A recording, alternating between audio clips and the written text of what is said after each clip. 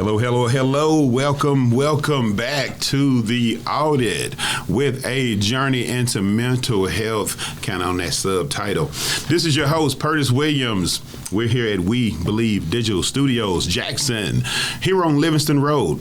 If you have any media needs, whether that be commercial, podcast, or you want to shoot a short movie, give us a call, 1-800-492-5186. Hey, today on the AWDID, I'm sure if you guys tuned in last week, you saw that I had a special guest that came in on video chat.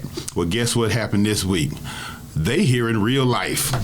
I got my therapist with me today, and we are going to have this journey into mental health, and we're going to discuss a lot of topics that you guys may be afraid to talk about. So let's get started. I don't like to take a whole lot of time to do a whole lot of nothing, but let's do a whole lot of something. Mr. Werner. Hey, how you doing, Welcome, man? brother. Hey. Good to be here, man. Man, great to have you, dude. So yes, sir. We had a whole lot of conversations because, I had therapy yesterday. You're right. Make sure I ain't crazy. All right. And didn't get the white jacket from my therapist, so we're here again today, still free. But I want to jump right into something that we discussed last night that it's just been on my mind, and it's the part where we forget a lot of times. Where we're trying to get this person help. Hey, go get them some help. They may have some mental illness. They may have some addiction problems. And we're trying to get them help, but we often forget the family. Right. And you brought up last night, Al-Anon. Al-Anon, right. And it shocked me because it was like, man, I hadn't heard them words in some years.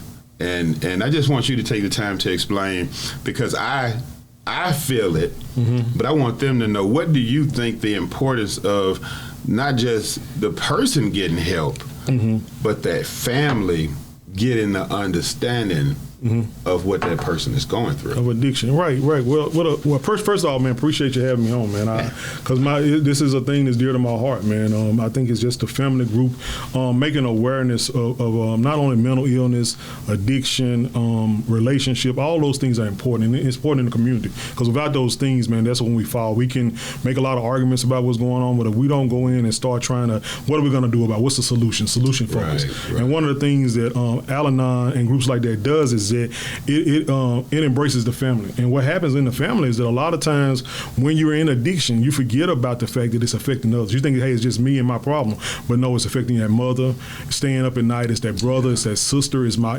children, it's my wife. And what Al-Anon does is a way of them unlearning about your addiction. It's the same way like when a person has cancer. When a person has cancer, what do? They bring in the family, and what they do, they educate them on it, because this is a common enemy, it's a common threat. Right. And so a lot of us are trying to grow up. Before I took classes on it, we came in the moral model. What the moral model says is that when you're in addiction, it's because you're morally irrehensible. I can't think of the word. It's a big word. Irresponsible? Irrehensible. I can't remember. But anyway, it's incomprehensible. It's a big word. But it's morally, you have some problems morally. And so what happens is that we thinking because that person is something wrong with them, or they're just morally corrupt, that's why they're doing alcohol, or they're just out there rebelling. But what happens with addiction, once a person gets to a point where we beyond usage to a person, when I'm the addiction has taken over my life, then my brain actually changes. And so what it tells you, that's the medical model. That's the reason we can get funding for addiction, because your brain actually changes. And so anytime your brain changes, that's what a disease does. And so once the family come in, they learn how it changes, what was some of the factors why you change, then they're able to understand it better. Same way like with cancer, same way with diabetes. Because if you had diabetes, I bring you in and say, hey, Pertis, hey man, you can't cook that food no more. You can't eat that. It's killing me. Right. And so you like, well, I like greens. I like this, I like that. You're like, but this thing is killing me. And so once that doctor come in and explains it and shows you what it's doing, then now I have a choice to make. Now I can say, hey, I can choose to do this thing that's going to hurt them more, or I can choose to help them. And it also tells them, hey, this is how you can help your friend. This is how you can help your son. You can help your daughter, because it gives them tools. Right. And I know something you mentioned about the brain and how it changes.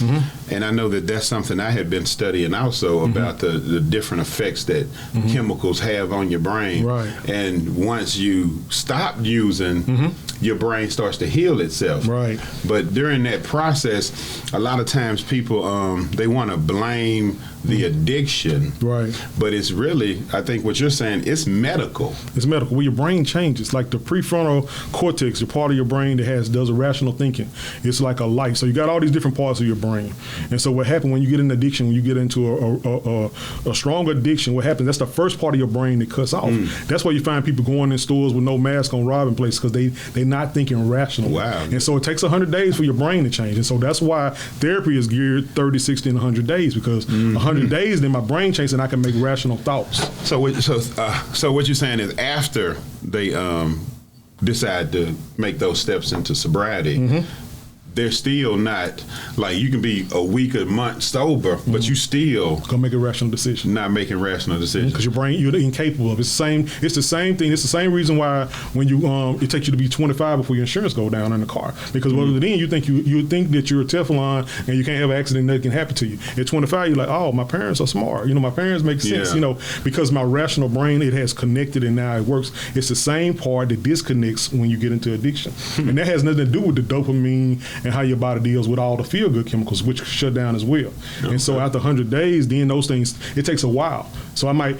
So if I'm in addiction for 20 years, my dopamine, my body has not been using dope. It's the same way if you have an accident and you lose your legs. Okay. So if I lose my legs, I can't move, and they atrophy. You know what I'm saying? So they get strength, it's small because it's not producing. Remember I tell you about your body, it's in survival mode. It only does what it needs. And so what happens is that when I start using these things to make me feel good, it's a fake. So I get a fake dopamine.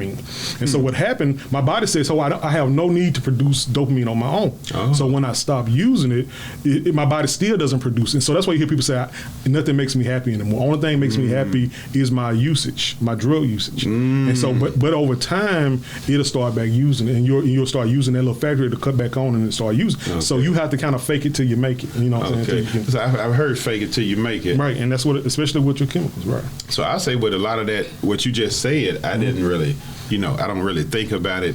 During the day is when you're taking those steps towards change.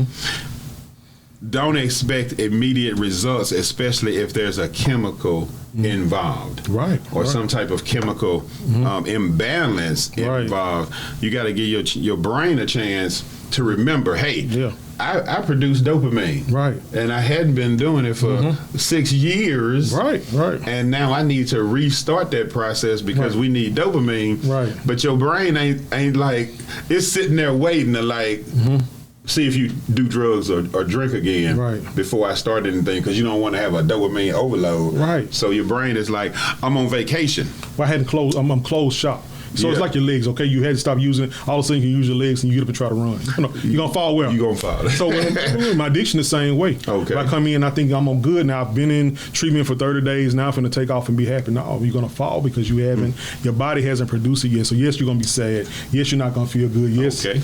And so if you only want that, and so what you have to do is you have to learn that, that everything's not going to feel good right away. And so I also tell my family. So they'll know, hey, when Pertis is down here and he's not feeling good, hey, it's a reason Pertis is done it. So we get him to talk about it. And we might need to share some things when he used to do. And he's like, yeah, I did used to like playing baseball. Well, I did like barbecuing. And then he kind of think about it. And he said, wait, I'm going to go out here and I'm going to barbecue until I start feeling something. Then one day, guess what?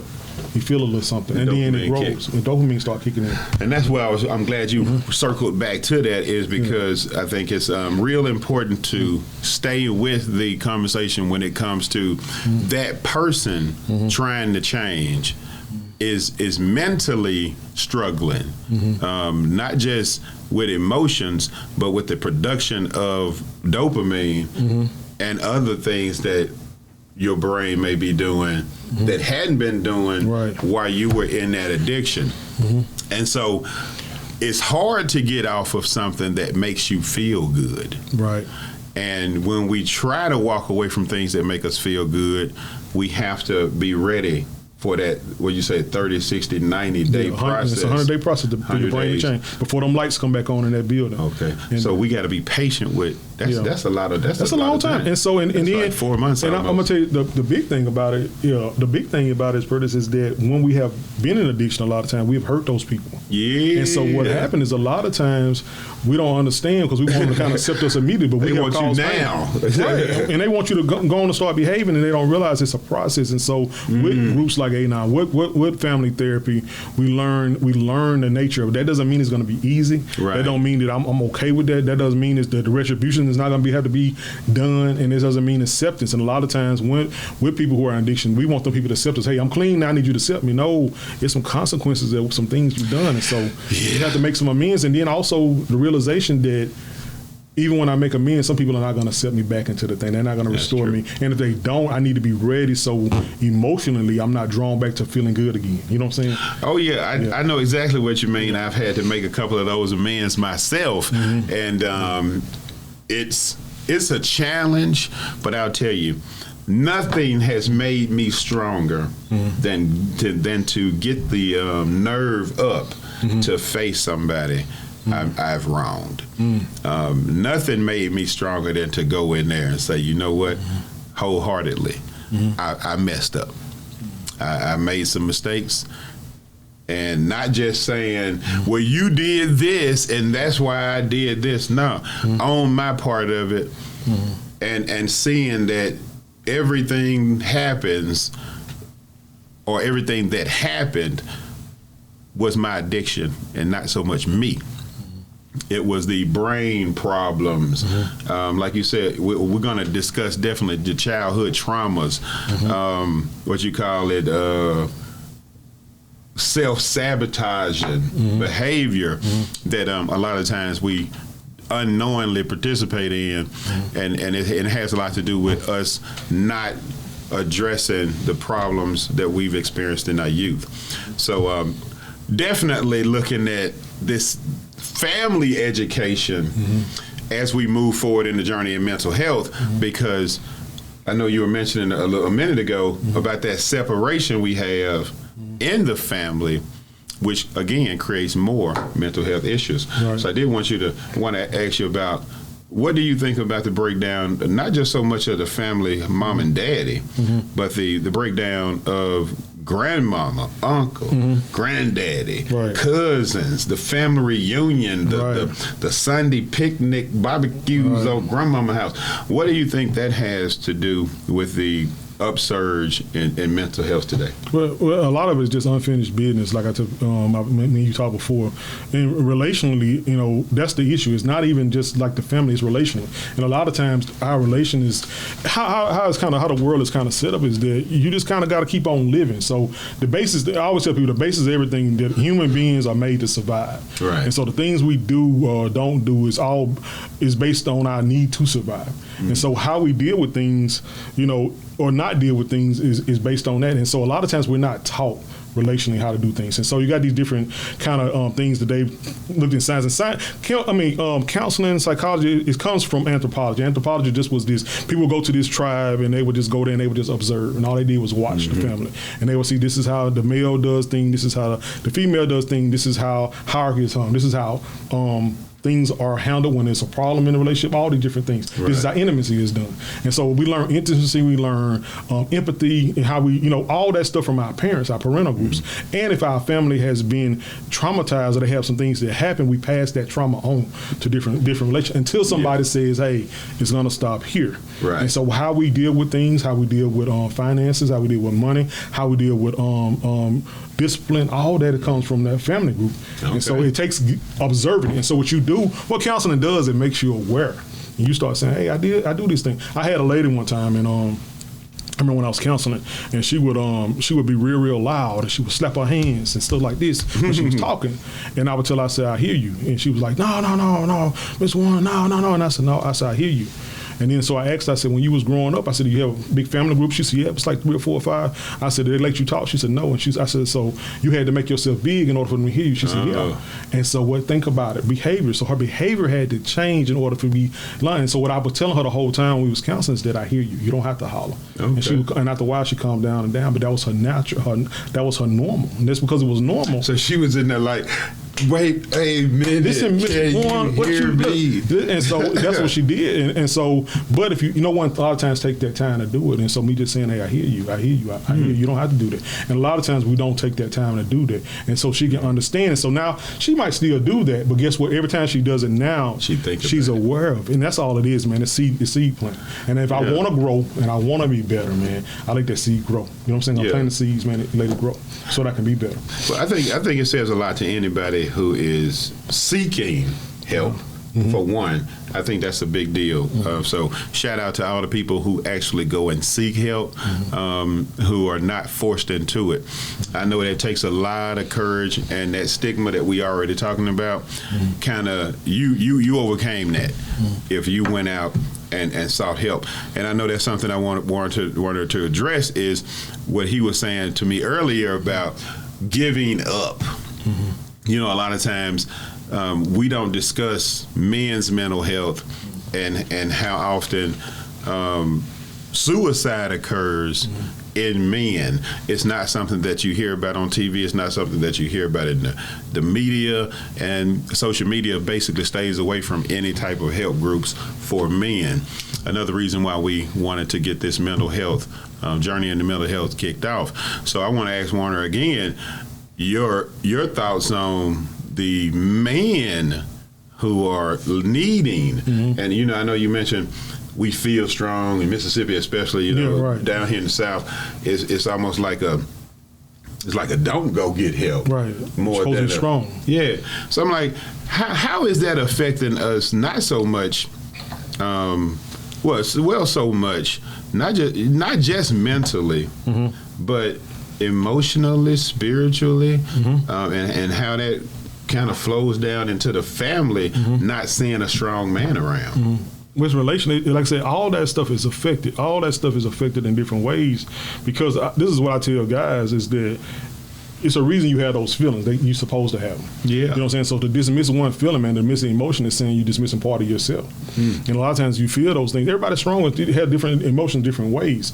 But when you deny them, so the last thing you should ever do with a person is to deny how they feel. Yeah. Okay, your emotions are valid regardless of what it is. And it's not about being strong, it's about being smart. You know what I'm saying? And so I tell people all the time, be smart. You know, smart with your addiction, but also be smart. And when you're feeling something, if you're depressed, you need to let somebody know, because it's not going to go away. Right. If you're anxious and it's a constant thing, you need to deal with it. Because what happened to depression, if you don't deal with it, it can lead to hopelessness. And hopelessness usually leads to suicide. If you're anxious, it can lead to panic attacks. You know what I'm saying? Then you're panicking. Then you're in your house somewhere, closed up in a room, and you never go anywhere. Right. You know what I'm saying? And so what happened? They grow. Are you talking about me, man? you out now. You're out now. So you're talking about me now. That was a low throw right there. Confidentiality, man. Yeah. You know, because I invited you though. Yeah. We having my therapy session right in here, and it's all good because, like I told y'all, I want to have my therapy session out here and bring my stuff to light, so that guess what? If I'm not ashamed to tell you, you can't shame me in public. You can't make me feel bad. You can't make me other than laugh by you bringing it up, because guess what? If I told you I did it, I done it, and now it's, to me, you know, the healing part is being able to laugh at yourself. You growing, man. Yeah. So and most people not growing, and that's the thing about it. People say, hey, that's just how I am. If you're not growing, that's what I tell people, you're dying. Yeah. And most people, you see a tree, when it stops growing, something's happened to it. Some young guy, some kind of disease, young guy struck by lightning, and guess what? It's just good for firewood. You know what I'm saying? So, hey, if you're not growing, man, you're dying. And so you need to be always growing. You said we just good for firewood? Just firewood, man. That's all it is. That's just firewood, man. That's all it's good for. And I'm saying, and so my thing is I'm going to grow to my full potential. Anything, we're the only thing in the nature that only grows to our full potential. Everything in nature, it grows as big as it can based on its environment. We're the only things that start our growth. Hey, that's just who I am. And you immediately start growing. But as long as you're growing, your mind is growing, you're expanding, you learn about yourself, and you continue to grow, and you're not dying. That's how you keep yourself going. You're creating those neural pathways. How people get on Alzheimer's is what happened is they get so used to doing the same thing every day. And what happened, they can almost go to sleep doing those things. What happened, they're creating no neural pathways. So you ever study something new? I actually think I'm with you on that, because I was like relating those brain memory diseases to repeated repetition. And then I was looking at it from a standpoint of like your mind is like a computer. So there's only so much memory on that computer. So I want to ask you about what do you think about the people who live them double lives? Like I'm telling myself a lie going forward, even though you're still recording truth. Your brain is always recording the truth, even though you live in a lie. What is schizophrenia? Schizophrenia is called double mind. It's two minds. That's a thin thing to kind of deal with. That's a thin line. When you live, they call it double mind. It's two different people. And so you have to be careful with that kind of stuff, living different double lives, you know what I'm saying? Because a person can become a whole personality. So you just scared me then, though. Yeah, so you have to be careful. And so you want to be true, man. And like one of the things you're saying, being transparent, being true, because why live a life and not be who you are 100%, you know, and learn about that things and face those things. You know how about you be 95%? Because some of y'all need to take that 5% and probably keep it in a box. But, you know, I get what you're saying, though. You know, but I have to have the freedom to tell people, hey, some of y'all need to sit at home, too, with that 5%. But I do get the being real, keeping it real, be your authentic self. Yeah, and not my saying your authentic self just want growth, man. They want to learn, not just saying, hey, I just accept the fact that I'm a butthole. No, I'm not saying that. I'm just saying, hey, you want to be the best one that you can be. If you're gonna be above, be the best. If you're gonna be a headache, be a migraine. Be a migraine. Be a migraine. Be a seething headache. You know what I'm saying? So it's about, you know, growth if you want that, man. If you want to try to be different, but what happened with us is that we so used to a lot of times being our normal, and that's one of the biggest things in counseling.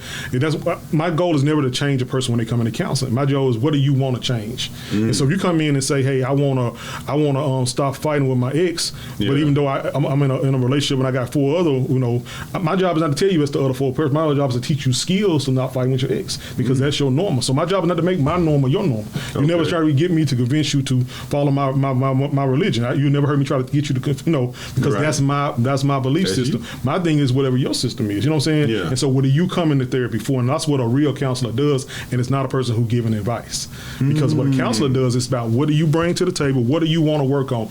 That is what we're going to address. I think you might want to repeat that to people. I think a lot of times we go in our minds to get definitions and understandings of things that are taking place. And I think a lot of people think, I'm not going to therapy, I'm not going to counseling because I don't need them to tell me what to do. Right. And that's and I think if I heard that right, it's the goal of therapy. So when you come into therapy, we say, what do you want to work on? What is your goal? And so that's the goal that we outline. That's the goal we work on. Now your goal can change. Our goal change. So we got this going on. When we get it out the way, guess what? We change our goal. Keep on going. So that's what, hey, we knocked this other goal out. That's fast. And that's how you do therapy. And so it's not about, well, they're going to ask me all that. If you don't want to talk about that, then we don't talk about that. My goal, now I might see all this. I might, but I only talk about what you want to talk about. Right. Because that is my job. Anything outside that, I'm not doing my job. And the job of a counselor and a therapist is to do no harm. My job is never to cause any kind of harm to you in any kind of way. So that's the goal. And so once you know that, then you can look at counseling and be free. That's what I say. This is a good place. A lot of people, this is a safe place. Right. It's not a place where you're going to be judged and all these things like that. It's based on what you're doing. And I'm not going to cut you off, but we got to pay some bills. Okay. But I did want to just say, we're coming right back with this conversation because guess what? This is important. It's not just important to us as individuals. It's important to the world. And having 2 big old dark-skinned dudes up here talking about their feelings, that hopefully will open some doors for everybody else to feel comfortable releasing some of this stress too. So hey, Pertis with the Audit with my main man Warner. And hey, we did not try to dress like this together. That was an accident. Next time when I say put the brown shirt on, I'm gonna put the brown shirt on. But hey, we'll be right back just after this commercial. Have you had your Earth Blend coffee today? At Earth Blend Coffee, we take pride in offering you the very best of beans across the world, blended and roasted to perfection, giving you superior quality and satisfying and flavorful taste. Experience the world in one cup with Earth Blend Coffee. To order, visit earthblendcoffee.co now. Are you dreaming of becoming an entrepreneur, but you're not sure where or how to start?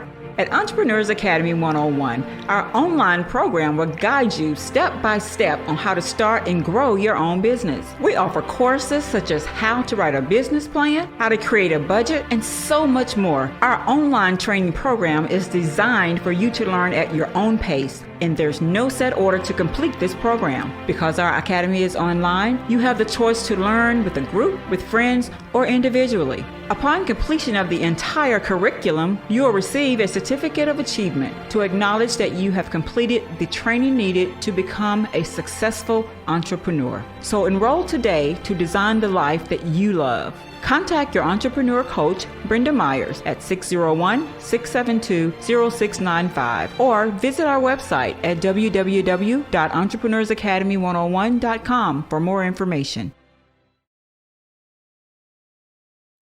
Welcome back to the AWDID, a special edition, Journey into Mental Health. And I should probably stop calling this a special edition, because this is the direction that I believe I'm going in. And that's just out of personal choice. So again, we are here with my guest, Warner Buxton. Warner Buxton, yeah, like Warner. Yeah, Buxton. That's my therapist. And again, I have opened it up for me to be vulnerable, and we're going to discuss some of my stuff going on. If it's some issues I'm dealing with, guess what? We're just going to talk about it. But we're also opening up the phone lines to you guys if you want to call in. 1-800-492-5186. If you would like to speak to either of us about something that may be going on in your life. Mr. Warner. Yes, sir. Something we were discussing during the break, and I want to touch base on it. Mm-hmm. I have become more comfortable with accountability. Okay. I think it's something we all kind of struggle with a little bit. Mm-hmm. Like, we ain't did nothing wrong. Mm-hmm. It ain't my fault. Mm-hmm. I think that's something we kind of get in our grown years of I'm grown, right, and I don't need to be answering to nobody. Mm-hmm. But as I've went into therapy and started to seek help, I noticed that accountability is not just about you being wrong. I think it's more about what effect did what you did have on the people around you. Maybe your intentions were good and the outcome was bad. And sometimes you got to just be real with that and say, hey, that honesty, that openness, that freeness is just kind of sometimes going and saying, hey, this is what I was intending to do, and this is what really happened, and wholeheartedly, I'm sorry. Right. I think we miss that from, grandmama, granddaddy, aunties, uncles, kind of forcing that, on us when we were young. And I don't think we're doing that anymore with the new generation, with the next generation. I don't think we're putting them in front of each other and saying, why did you do it?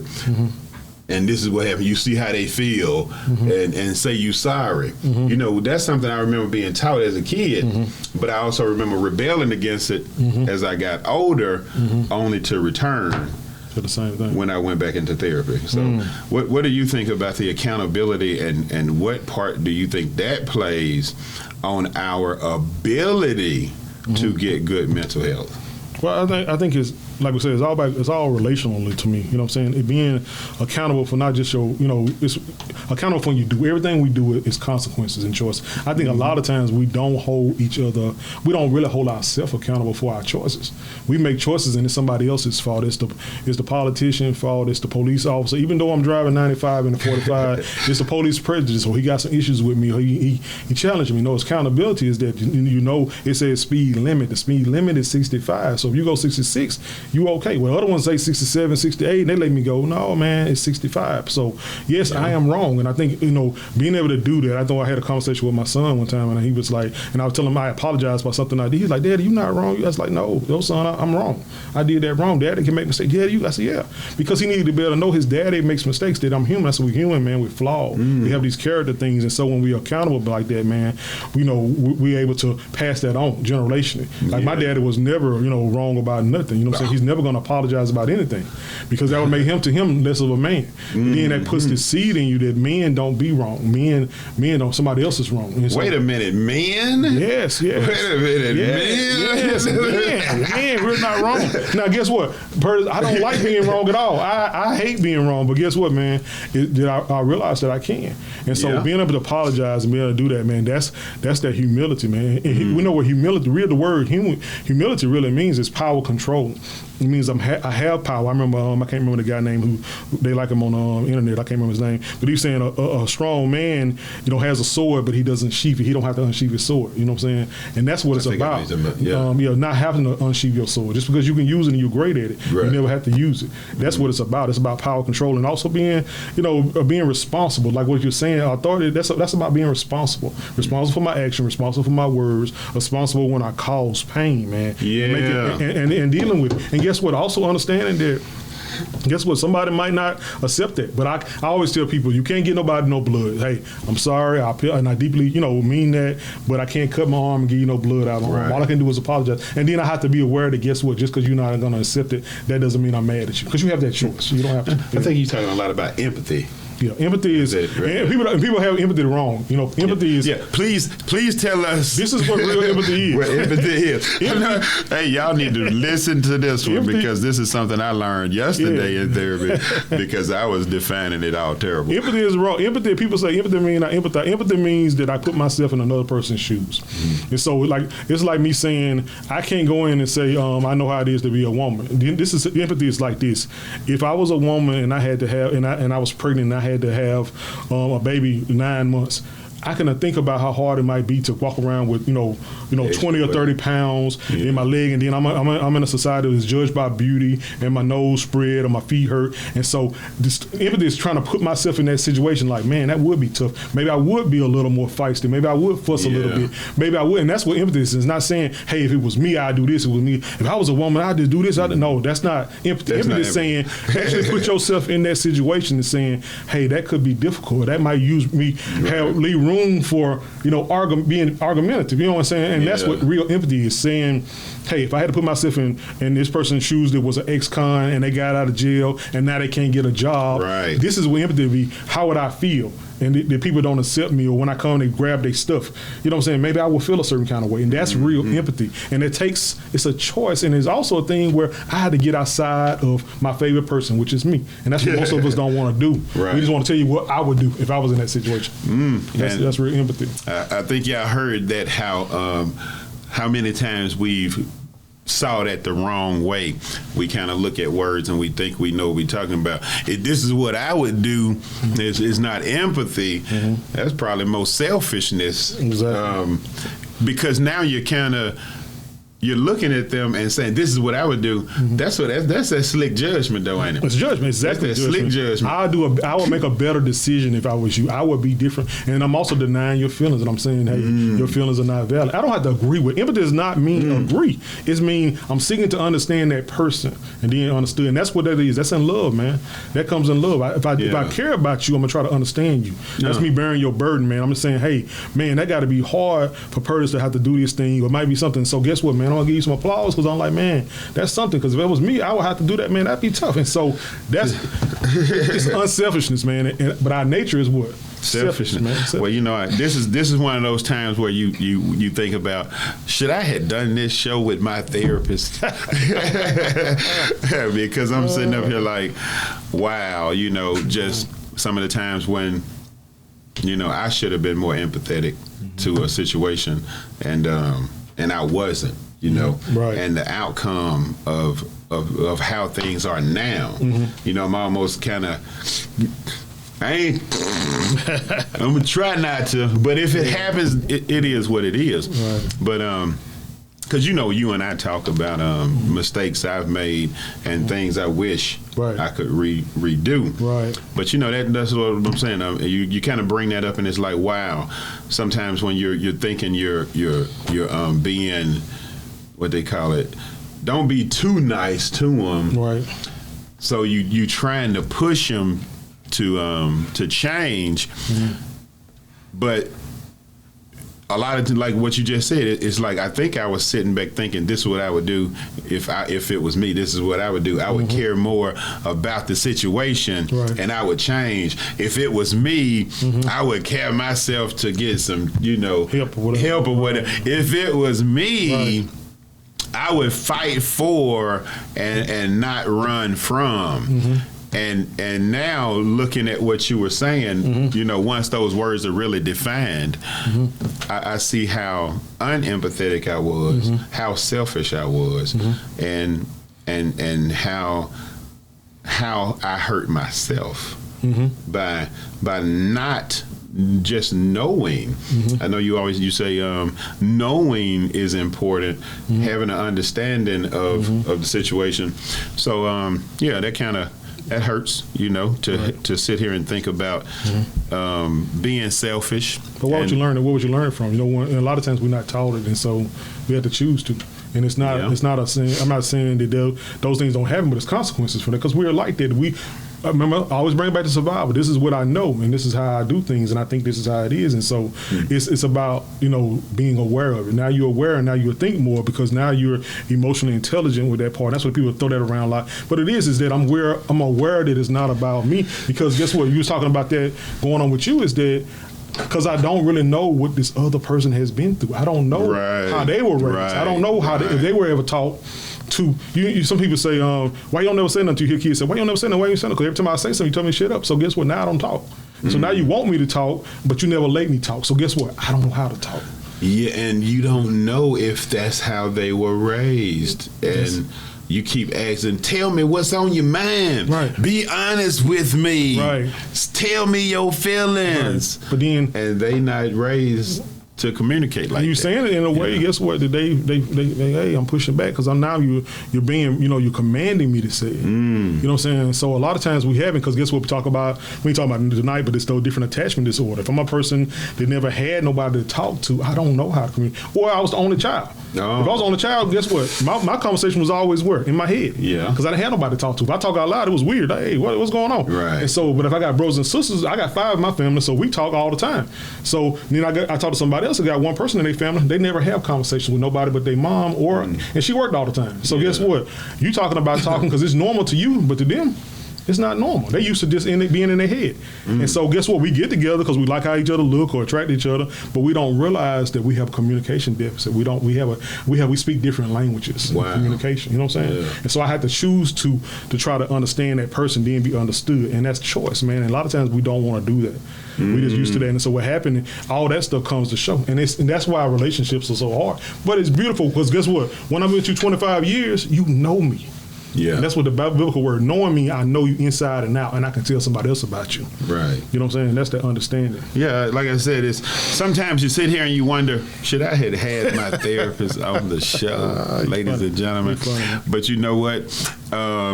The reason why we doing this is for these reasons. Is to have these hard conversations and to show you that, look, big old dude, 275 will break you, and my therapist will see me cry, and guess what? He don't say you weak, you soft. He understands that what I'm doing is like he said earlier. You have those feelings and emotions for a reason. Yeah. So sometimes you need to express them. Holding in tears is bad. Sometimes you need to cry, sometimes you need to laugh, sometimes you need to yell. But don't sin in the process.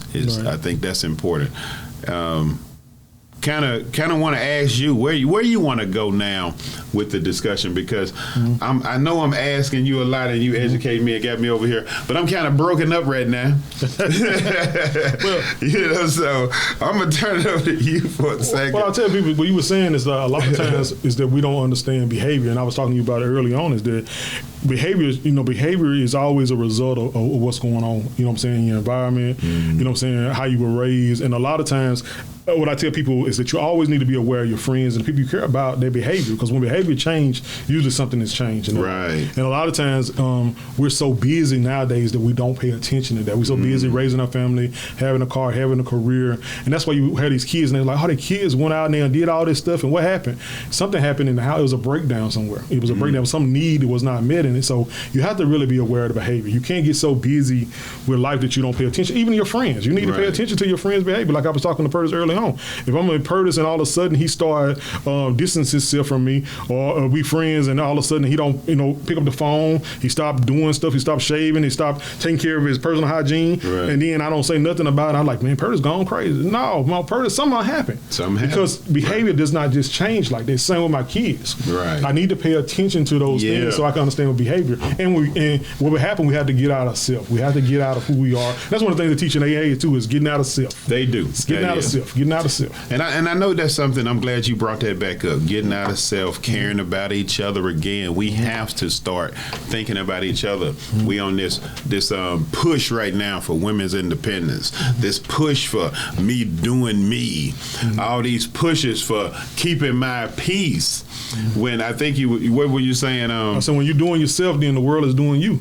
Man, and it's doing your kids. Somebody write that down and put it on a T-shirt. It says that when you doing you, the world. When you say when you doing yourself, the world is doing you, and it's doing your family. And not only is doing you, it's doing your kids, it's doing your family, it's doing it. And you have to be aware, man, what your enemy is. And a lot of times your enemy is success. But what is really success? What is success? What is success? Is success in my personal life, in my job, and then I'm a failure as a parent, failure as a husband. And what happened? When I do couples counseling, I tell people I do so many people who are successful in their jobs, make good money, make money that's unbelievable to me. You know what I'm saying? But then when I talk to them, man, they have basic communication skills with their loved ones and their family, because they don't know how. Because guess what? All my energy is spent. I've took all my energy and put it toward this thing, and the leftovers go to my and so my relationship's eating scraps. Wow. And so it's malnutrition. Oh, so we out here chasing the bag, and we may get those finances in order. But our house is not in order. It's not in order. So the kids don't know you. You don't know the kids. The kids don't know the family, but your pockets are full. So, like you just said, what is success? And that's something I actually talked about on one of the shows of the audit, which was not the journey into mental health. But since you brought it up, we're gonna touch base on what is success, because there's a whole lot of supposed to be successful people out here. And the world looks like a trash can. So if we're trying to be successful, and those are our examples of success, and the world looks like a trash can, I think we might be chasing the wrong idea of success. What do you think about that? And I know you mentioned success in families and success in other things other than finance. What you think success is? Well, to me, I put it like this, Perry. What's the trade-off, man? What's the price we pay? Everything has a price we pay. You know what I'm saying? So no matter what you're doing, it's a price. It's a trade-off for it. If I want to be, when I was doing bodybuilding, man, I want to be big. I had to deal with the price I paid was me being gone all the time, me not eating fried chicken, me not eating some of the stuff I like, me not being able to go to places I went to. Yeah, because it was a price that I paid. You know what I'm saying? But guess what? When I got married, my bodybuilding things went down, because bodybuilding is a sport that's usually done by yourself. Selfish. You're eating by yourself. It is. And so when I got my wife and my kids, I couldn't do that. I had to eat some of those things they ate. I wanted to be around because I wanted to be this father that I didn't. Yeah. So my price of me not being a successful bodybuilder was my family. And so did I really lose or did I gain? You know what I'm saying? And so it's about what your definition of success is. Yeah, and man, I think you said a lot right then, and I think that's a lot of people don't think about that when they're out going after goals. Is and for me, success is pretty much what you're talking about too. Is the sacrifices you make for the family lead to success, rather than me chasing the money all the time. I like having that balance of where you spending time with the family, you own the vacations. Let's have the Sunday dinner. Let's have a movie night. That breaking up your schedule. So that the time you spend with them is meaningful and not just a passing, hey, how was your day, knowing that you're not concerned, it's just routinely answered. So that's a big deal. I really like that. Bodybuilding was your passion and your dream, but the family was like, let me bag it down. Let me eat some of this stuff I don't like to eat and do some of these things because I want the family more. And it's gonna come, and it's gonna show when I leave this earth, man. Them 45-pound plates don't care, man. They're not gonna say anything, but my wife and my kids are gonna remember me, or they won't remember me. Like they say, all they have is my trophy, or they have these memories, man. They can share with the other. The way you say they're not gonna share my legacy with nobody else, but my kids will. They, you know what I'm saying? And so you have to think about what's most important. And a lot of time, man, people, they give their life up, man, for something they don't care nothing about them. Wow. You know what I'm saying? And so you had to say, what do you think is important? But when you hadn't had it, it breaks back to mental health. If you never had it, man, you think, hey, the grass is so much greener if I just had these things. Right. And then when you get them, you realize it's not. You know what I'm saying? And sometimes people, they realize so late in life. Yeah. Because it's consequence, man. It's always consequence. It's always a price. And it's really, what are you willing to pay, for that thing, man. You know what I'm saying? So, you can make I'll make $70,000, I can make $700,000. $70,000 with my family or $700,000 with nobody. You know what I'm saying? So, I don't know. I would rather have a family personally. Like you said, you can't take the money with you. And how much jet skiing can you do? How many cars can you drive? Yeah, how many? Can you drive one at a time? Yeah. Hey, we approaching the last break, and we're gonna go ahead and pay some bills, and we're gonna come back with a nice closeout for you guys. Try and give you some information on how to reach out again to us, 1-800-492-5186, or some other avenues. I know you get this pound 888. Mental health hotline, and we're going to see if we can close this thing out on a not me crying note. But hey, we'll be right back with the journey into mental health of the AWDID. The Mississippi Link is an African-American female-owned newspaper with a trusted voice that is highly respected throughout the city, state, and nation. Our motto, keepers of the knowledge for people who speak the truth, since 1993. Link significantly influences the thoughts, attitudes, and buying decisions of its readers. Call us at 601-368-8481 for your advertising needs. If you would like to receive a newspaper in the mail each week, our annual subscription is only $52 per year. That is only $1 per week for you to stay informed regarding many stories that you can only get in the Mississippi Link. Sign up today at themississippilink.com and click on Home Delivery. Have you had your Earth Blend coffee today? At Earth Blend Coffee, we take pride in offering you the very best of beans across the world, blended and roasted to perfection, giving you superior quality and satisfying and flavorful taste. Experience the world in one cup with Earth Blend Coffee. To order, visit earthblendcoffee.co now. Hey, have you heard about the Accountable Card? It's more than a card. It's a complete mobile banking service that's accountable to all of us. You'll get a no credit check debit card good anywhere Visa is accepted to make purchases, deposits, even get or transfer cash with an FDIC insured bank account managed from our smartphone app. There's even a pre-approved no interest line of credit if you need emergency cash. So why go to the bank when you can have ours in your pocket? Get accountable. Just download our app today. Hello, ladies and gentlemen. Welcome back to the AWDID. Again, here I'm your host, Pertis Williams, and I got my special guest, Werner Berkston. With me, he is my therapist. If you guys have any questions, comments, or problems, give us a call, 1-800-492-5186. We're here at the We Believe Digital Studios, and we're doing something different here. We have two big old dark-skinned guys up here. They call the scariest people in the world. Hey, we're talking about the fact that sometimes those scary people, they get sad too. And they want to have someone to talk to so that we can get rid of this stigma associated with mental health, associated with men's feelings, because if men didn't have feelings, then why do we have such a high suicide rate among men? they have to be feeling something. And that hopelessness is what I'm thinking they're feeling, because we don't have, as Warner was telling me, we need more men groups. I know he does a men's group on Thursdays. But we need more groups available to men where they can come out and say, hey, man, I'm having a problem. I need somebody to talk to. And Warner knows I like that group therapy for a lot of different reasons, because one is the accountability you get from that group.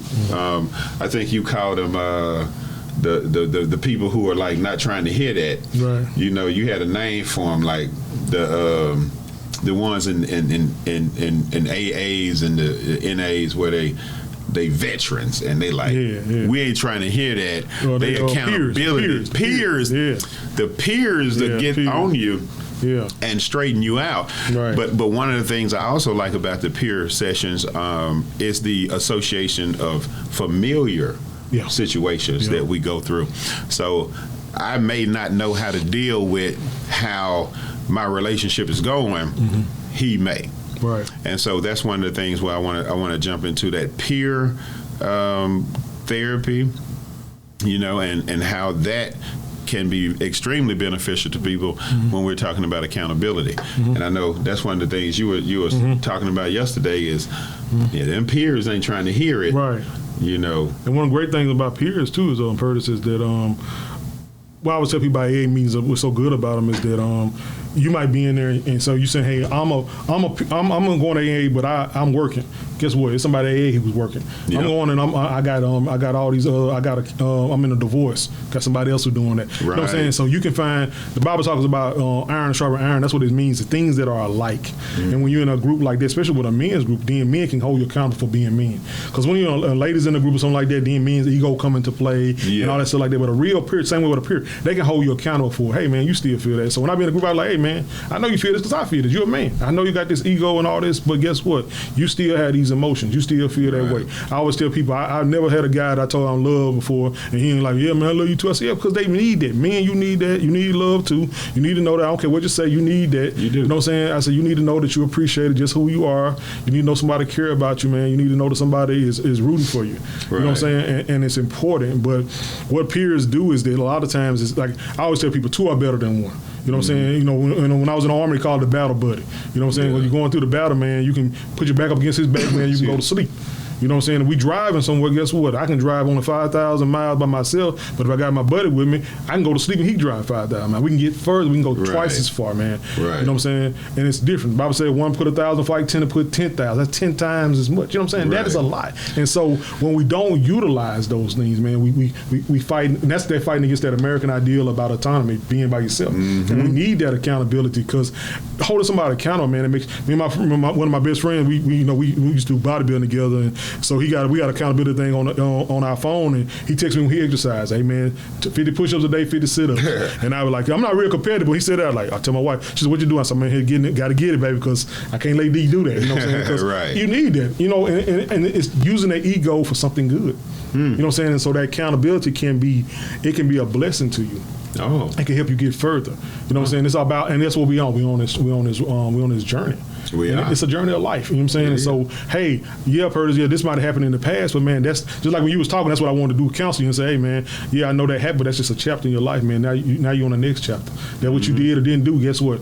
That's finished business. That's spilled milk. Now it's time for you to go on further with the things that you've learned. You know what I'm saying? And that's what it's about now. You know?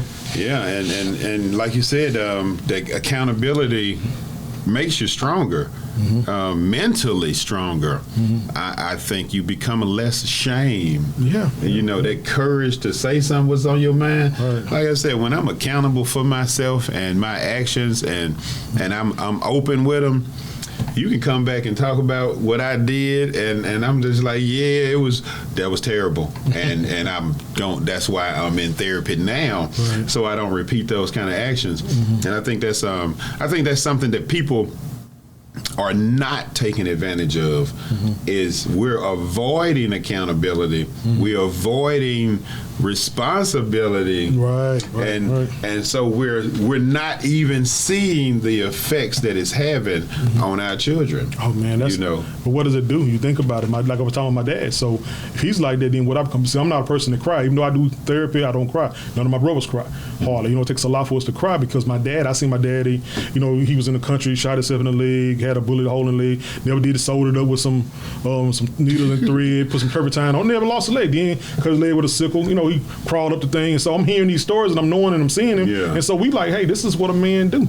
You know what I'm saying? So now I'm passing on. So my kids get young. I'm telling my son that it's okay to cry. No, Dad, I'm all right. It's like, no, I mean it's okay, son. Yeah. No, Dad, no, you don't never cry. Dad. I was like, no, man, that was wrong. I mean, I can't change. I'm better now. Yeah. I said, but what happened, man, it changes. And so if you don't change and say, hey, son, I was like this, but it's not because I wanted to be that way. Just like when I asked my mother, I said, Mama, on Father's Day, I got a Father's Day card one time, and she was like, I said, Mama, you was the mother and the father. She was like, yeah, baby, but if you asked me, I didn't want to be. She said, I really just wanted to be a mama and a wife. I didn't want to be that. She said, I became this thing. She said, but I didn't want to be that thing. You know what I'm saying? And so we applauding it, but she's saying, yeah, baby, I just wanted to be a wife. You know what I'm saying? But I had to be this thing. Right. I had to become this thing. And so a lot of times we like, oh, that's so good. And I'm not saying it was great. I love my mom, and she's my hero. But she was telling me that, hey, I just wanted to just, be a wife, be a wife and a mom. Yeah. And I didn't want to have to be all these other things. But she appreciated it. Man. You know what I'm saying? So, hey, I remember those type of things. I'll tell you another story. I watched this thing with these people in Africa, and what happened, it was in a lot of poverty. And what happened, this group came in, they took care of them, sent them to college and all that stuff like that, and they got these good jobs. But when they interviewed these kids later on in their 20s and after they had their job, they asked them, they said, we are really thankful for our families and the people you did this, but really we just wanted our parents. They said, we would appreciate it more if y'all would have just gave our parents some money, helped them get a job, and we would have had our family than us to have all these other things and not have our family. Wow. And I was like, that's real, man. That is real, That's the real deal. I think that a lot of times when they are going in and they say they busing the kids or moving the kids to better schools, you know what would be better? Provide better jobs for the parents so that they can provide better education for the kids. But what that group did? That group said they didn't realize that. They thought they was helping, but I loved it, man, because they said they looked into changing how they did things. Instead of doing them my way, they went to them and helped them learn from there. I was like, now that's growth. That's accountability. Hey, we thought it was good, but hey, we realized over time it wasn't as good as we thought.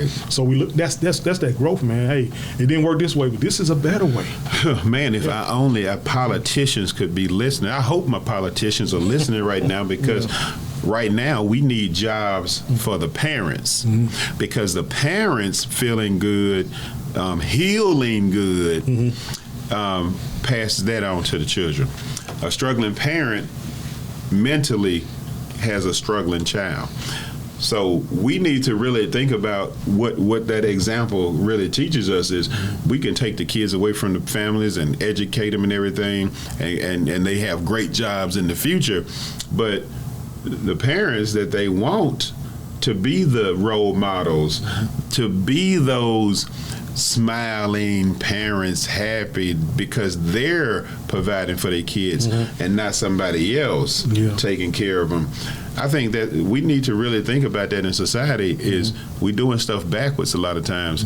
We thinking that we forget about the parents need help. Let's help these children. And I'm all for helping the kids. But my thing is the only way to help the children is to help the parents. So I want to know what you think about that because I know I sent my plans to you because I'm trying to say I'm going to save the world. But my thing is we have to have a level of mental health and accountability for the parents if we're ever going to have any success with the children.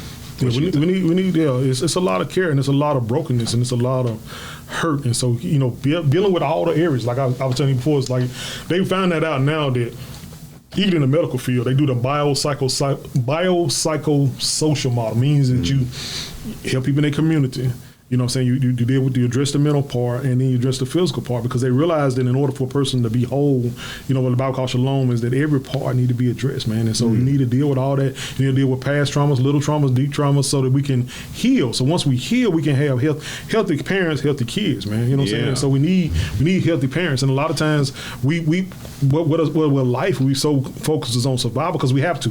Your best friend can die, but guess what? I still got to go to work. I still got to brush my teeth. I still got to eat every day. And in the same way we was talking about, saying early on and kind of leaving into that is like what happened during COVID. A lot of people couldn't even bury their family. Right. And so they got this grief that they hadn't dealt with. And so what happens, and 2 years later, we're still dealing with some stuff that I ain't never mourned over my grandma. I ain't never mourned over my best friend. I ain't never mourned over I lost 12 family members in a little bit of time. I didn't get a chance to even see them. And so we haven't dealt with it. And so what happens is that I'm in this relationship and all of a sudden I just shut down and we're like, what's going on?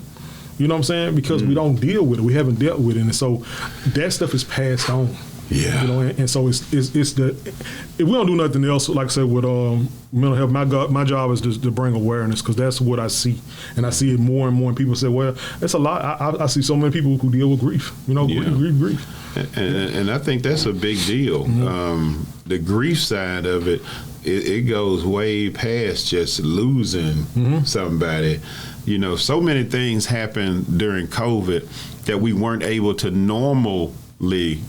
deal with. We were kind of constrained to our communities. We lost. Now, if you ever wanted to be an individual and keep your peace, COVID was the time. It was almost like everybody was keeping their peace and want to get away from everybody. And then God was like, hey, COVID. Now stay at home by yourself. Do you, boo-boo. And nobody can come visit. And it's almost like we punished ourselves almost. I'm talking about we couldn't even bury our family members, couldn't even go and mourn at the hospitals. We couldn't visit grandmama. I'm talking about we have to watch our words. Now, this is me stepping outside of the therapy section for a second and giving a little audit.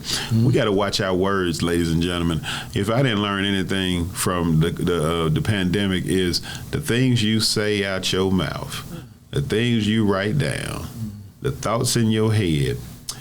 Don't be surprised when they happen, especially when it's something you constantly repeat. And I'm suffering from some of those wish you hadn't have said it's. That's why I'm going to therapy. Wish you hadn't have said it. Learning the hard way. But again, learning is also about, as Warner will tell you, don't give up. Learn how to continue and progress. So we're getting close to the closing. And again, I'm excited about having the guests, my guy. I'm doing a therapy session in here in front of you guys. And I want to just let you close it out with, I know because this is your passion. This is my affliction, but this is your passion. And I just want to know, what is it that you want to take the time to show them or information you want to give them concerning, mental health and how can we be better families, better friends, better family. I know you mentioned watching them and, paying attention to each other. Get outside of get it from outside of yourself, man. Stop. I always tell people the nature of human beings is selfishness. It's about self-preservation. And so in order for you the thing that separates us from other animals that do an instinct is that we can choose. We have a choice. Free choice is what allows us to do it. People say, well, how can I change? I say, you have to choose to. It seems simple, but it's really, it seems like it's complicated, but it's really simple. And it's complicated. I had to choose to be different. I had to choose to care about somebody outside of myself. I had to choose how to get out of my own selfishness. Because if I have kids, I had to choose to, guess what? Kids are expensive. So relationships are hard because we're different people, but I choose to do these things. And so once you choose, keep choosing though. You don't just choose and stop choosing, choose and keep choosing. Every day choose to do these things. Choose to care about somebody more than yourself, man, because then guess what? Then people, at your funeral, because I made those choices. Right. Choose to step outside of your comfort zone and care about somebody outside yourself, man. Get out of the stigma of mental health and not talking to people. You need to talk to people. You need to do it. You know what I'm saying? Because if you're not going to church, you're not going nowhere else, then you need to go and talk to somebody. You need to learn about something so that you can be something outside of yourself. Because if you're your only person, you're only accountable to yourself, man, that's how a tyrant is made. A tyrant. A tyrant is a person that don't care about nobody but themselves. They have no oversight. You know what I'm saying? Because you need to have somebody that's going to call you. One of the reasons I married my wife is because she called me on my stuff, and I need somebody like that in my life. Okay. You know what I'm saying? You need somebody to be able to tell you when you're doing wrong. You need somebody to tell you when you got something in your eye. Hold up, ladies and gentlemen. I'm going to back up for just a second here. We got a couple more minutes. Are you trying to tell me your wife held you accountable? Yes, sir. For your mess? Yes. And that's what you loved her for? Love about her, man. I love about her. Now that right there is what why? That's what I'm talking about. Because I know she loved me, man. And so when a person that care about you tell you something, you have to think about it. You know what I'm saying? I was like, hey, she never talks to me down. She never does things like this. So she say these things, more likely she telling me the truth. You know what I'm saying? And so that keeps me accountable. And you need that accountability to keep you from going out and living on your own little island. So wait a minute. You trying to tell me love is chastising? Oh, yeah, of course, man. Real love is. Do y'all hear that though? Well, to me, to me it is. You know, that's what the kind of love I need. And I'm 100% in on that too, though. I think that me watching you do something and not saying anything, knowing, like a lot of people you say, watch what happened to him. Yeah, that's not love. Right. That's me hating you because if I say let me watch what happened, he you could get killed in some of these let me watch what happened situations. So I think we confuse love with flowers and candy and hugs and kisses only and disregard no stop and don't. It's different kind. It's different kind of love. It's real, real love, man, unconditional love. You know what I'm saying? Love is caring about something. It's an unconditional positive regard. That's what it means for somebody unconditional. But you care about their well-being. Yeah. You know what I'm saying? Like if I see you doing something that's wrong, I see you doing something that's going to hurt you, I'm going to tell you. Regardless, I'm not going to nag you about it, but I'm going to let you know. But I'm going to tell you in love, though. Hey, man, I care about you. And it's like if I'm slapping a cigarette out your face, get that cigarette out of here. But if I come out here and say, hey, man, person, I care about you, man, this thing right here is going to hurt you, and I don't want to see you hurt, man. And you know what you're going to say? I'm going to still smoke the cigarette, man, but every time I do it, I'm going to think about you. You know what I'm saying? Because I know that you care about it. And that's a difference, man. It is. It's going to stay in my mind longer, you know? It's a difference I'm having to learn, ladies and gentlemen, because I would probably slap the cigarette out your hand. And that's me being honest about my flaws and what you say, sick way of thinking. Yeah.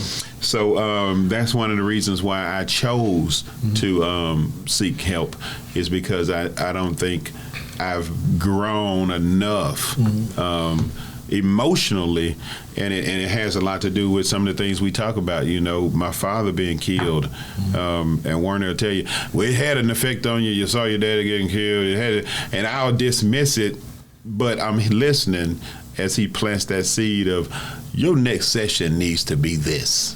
So having that open discussion and that desire to do better is what we're talking about here. And we want to motivate everybody and inspire people to seek help, reaching out to friends, family, or even therapy. Genesis House, United Recovery Project, 1-800. I mean, no, not 1-800. 1-844-737-5576. Again, that's 1-844-737-5576. Your journey to recovery begins here, or I have to ask if you want to, get you a couple of, because I know he helping me. I don't know if you want to tell people how they can reach out to you and get some direction, possibly, especially I know men have a hard time reaching out to help. That's why one of the things I was like, we're going to make it available to some men to talk to some men. Well, ThriveWorks.com is where you can reach him, if you want to talk to me or any other male figure, saying that they can get you connected to it. Any community mental health, I always push that because that's why I work at my full-time job. And ThriveWorks? ThriveWorks.com, ThriveWorks. They got one in Flowood, and they do it online, so they do that. Yeah. That's, like I said, if you want to get in contact with me directly. But also, like I say, any community mental health place. If you don't, they on a slide the fee scale. Yeah. You can talk to somebody about that. And then if you're having a crisis, they have a 1-800 crisis number. That's a good number. We should have that in the description, right? You can try I think that's at a pound 888. Yeah, pound 888. If you got some crisis going, got any kind of addiction, got the AA meetings if you got that going on. Go to that. If you're a family member of it, go to Al-Anon. That's the name of it. That's the one. Yeah, Al-Anon. Call it. Man. Yeah, and get some help, man. Get some treatment, and don't let that stigma keep you down. You know what I'm saying? Yeah. And hey, guys, I hate we running out of time because I think we needed to run out of time because I'm probably about to go into some deep stuff and don't need to be snotty and crying. But hey, many thousands of hundreds of thousands of thanks again, sir, for coming out, joining me on the show today and for the therapy last night. But I hope you'll be in town again, can come back, remote in. Let's keep the journey into mental health going. And remember, I already told you, I'm waiting for you to start your show, man. You want to give back. I want to support that in every way possible because it's not just something we need to discuss. It's something we need to press and continue for future generations. We need to eliminate the stigma of mental health, period. So if two big old scary, the meanest, what they call us, the most dangerous people in the world can come in and say, hey, we have some bad days too, and sometimes we need somebody to talk to. I hope the rest of you guys will take heed and follow suit.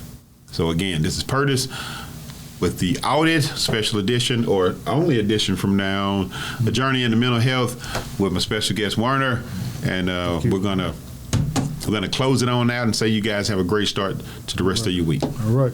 All right.